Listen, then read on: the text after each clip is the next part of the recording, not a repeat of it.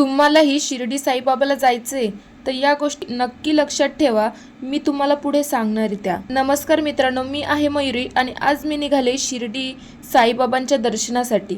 आता संडे पण होता त्यामुळे म्हटलं जाऊन येऊया। आज मी मस्त बँगल्स वगैरे पण घालून तयार झाले बरं का, आणि मस्त गाडीचा स्पीड 10-20 ने चालवत आम्ही चाललोय।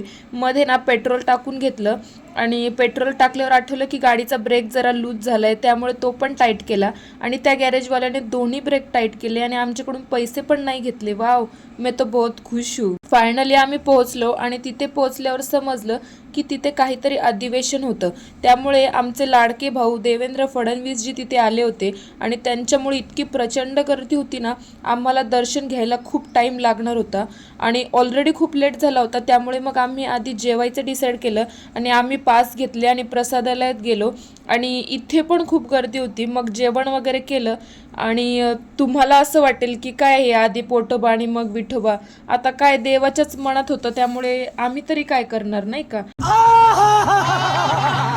आणि तुम्हाला मला हेच सांगायचं होतं की शिर्डीला जर तुम्हाला यायचं असेल ना तर सुट्टीचा दिवस बघून कधीच येऊ नका, कारण त्याच दिवशी इथे जास्त गर्दी असते आणि हे मंत्री संत्री जर कोणी येणार असतील ना